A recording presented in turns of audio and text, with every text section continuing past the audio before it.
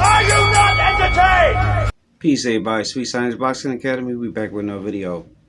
All right, y'all. So we got some breaking news, man. This is some interesting news too. It's crazy, but y'all know me. I like crazy.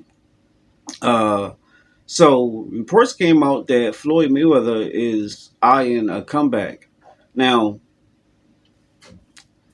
this ain't no exhibition like he's been doing the last, 7, 8 years or so since he been officially retired. This the real thing. He's eyeing a comeback, and he's eyeing George Kambosos. He want to fight George Kambosos at 147.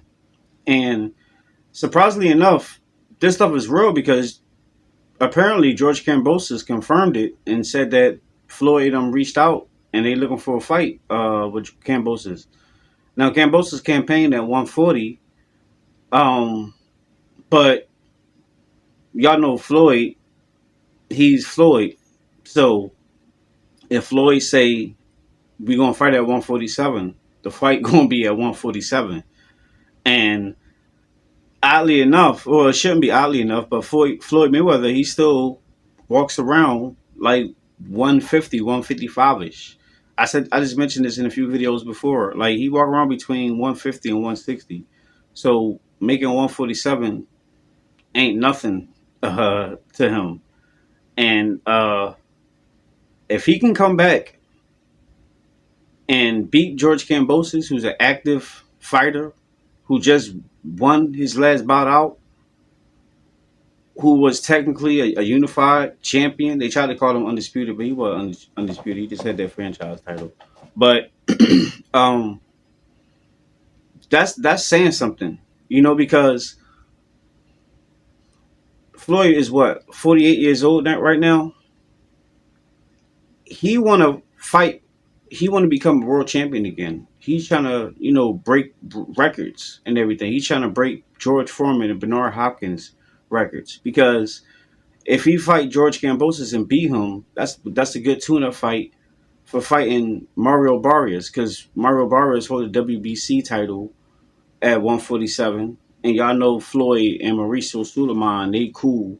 So y'all know Mauricio, if he fought George Kambosos at 147, some way, somehow, and he beat him, Floyd gonna magically be ranked the next day on the WBC at welterweight, probably like top 5, within the top 5 or something like that, and they can make the Barrios fight happen.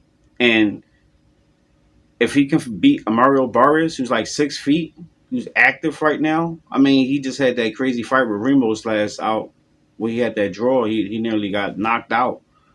So I think Floyd will probably go that route, fight Mario Barrios, win a title at 147, because I think he can probably still beat, more than likely he can still beat Mario Barrios right now, because if all this stuff, if he fought George Kambosos now and then he probably had to wait, so by the time he fought Barrios he would be 49 years old, and that would be breaking history because he would be the oldest person to ever become a world champion.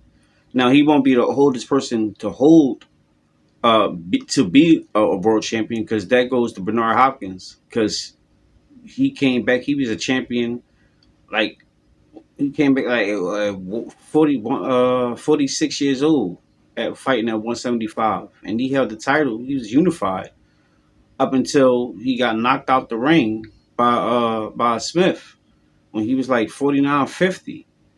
So technically, I think he was like 49.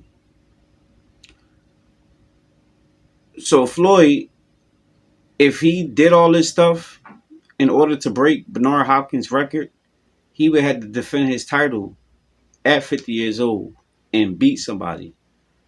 And then that's like breaking all sorts of records.